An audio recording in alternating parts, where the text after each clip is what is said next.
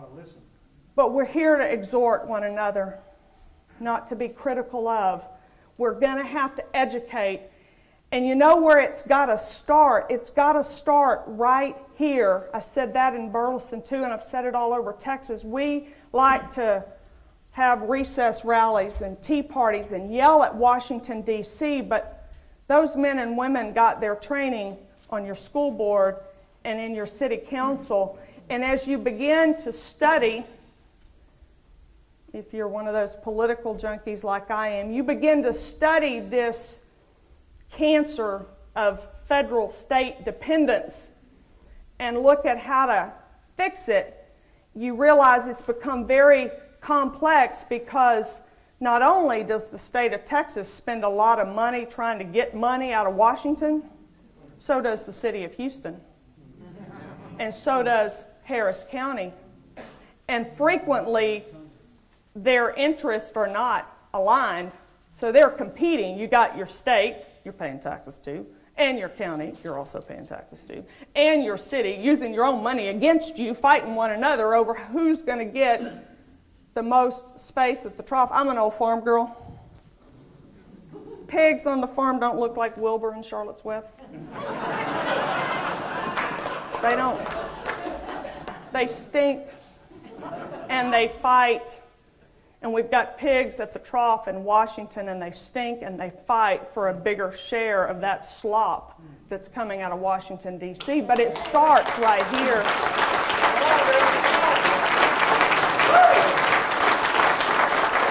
So we have got to look at that problem with a very different set of lenses than what we've been studying it.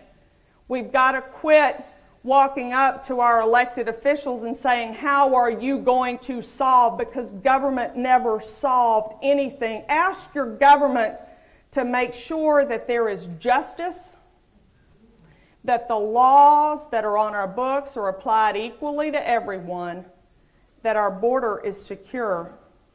That's it.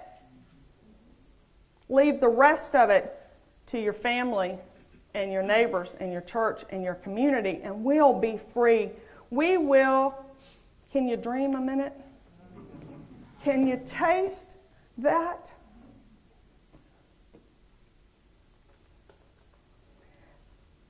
We've stolen that. We've allowed it to be stolen from our generation and from our children.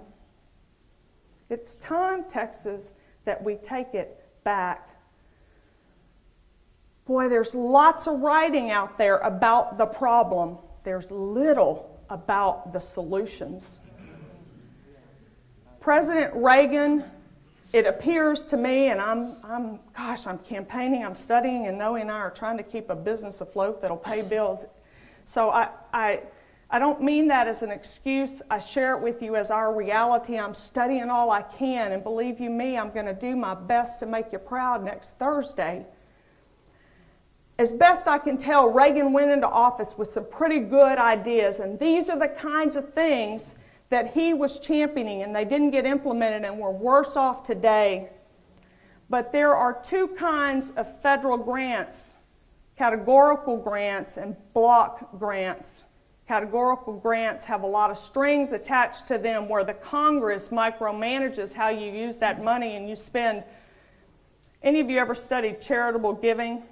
And you don't give to those charities that spend 90% of what you give on administration. Isn't that the federal government? You know, we spend all of the resource, making sure the resource was spent where we wanted the resource to be spent, and we've eaten up all of our assets. Categorical grants do that. They make the city or the county or the state jump through so many hoops that we've just plundered the money. Block grants say, the state of Texas has 2% of the nation's Medicaid eligible patients. We're going to give the state of Texas 2% of the money. The state of Texas decide what they want to do with it. Let's start telling our city council members and our county commissioners and our state legislators and our congressional delegation from Texas, we don't want any more categorical grants. That's our money. We need it back in our districts, but we want a block grant. We'll decide how to spend it. That's a real substantive opportunity. It's going to take a lot of work. It's not going to happen overnight. It's going to take a lot of work. That's a thing that we do. I do think we get real firm on health care. I think that we draw a line in the sand and we say not one more inch. We know that you have invaded every organ of this system and this economy called the great state of Texas. You have invaded us, Washington, and we've allowed it. We're not going to allow another inch. We know it's going to take us years to get you out. It's going to take us years to educate 254 county sheriffs in Texas and help them understand that when there's a natural disaster in Texas, Texas takes care of that. It ain't the U.S. military rolling along our Gulf Coast.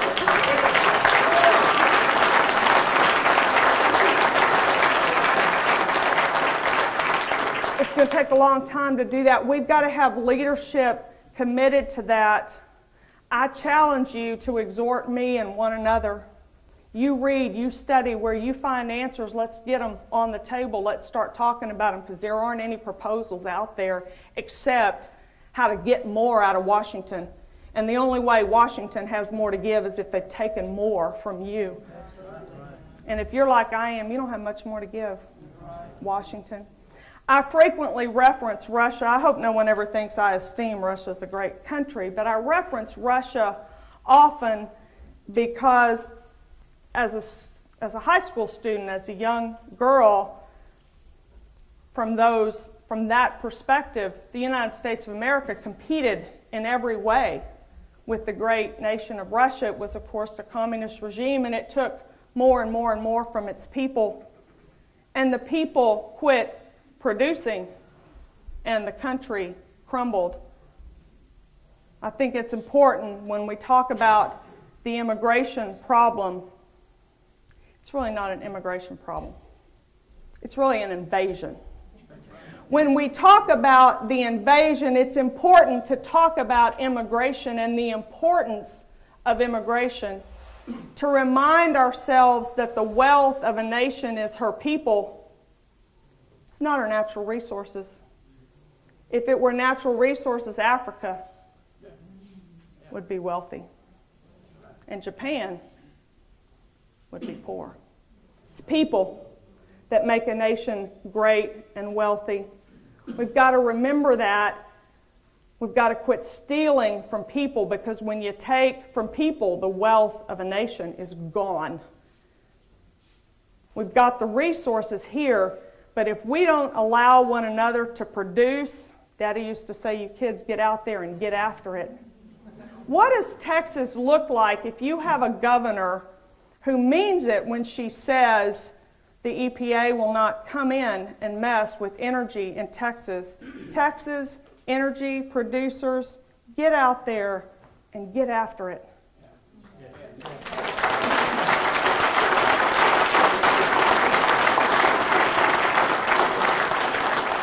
Farmers and ranchers, you want to buy, grow, plant, sell, buy, grow, plant, and sell.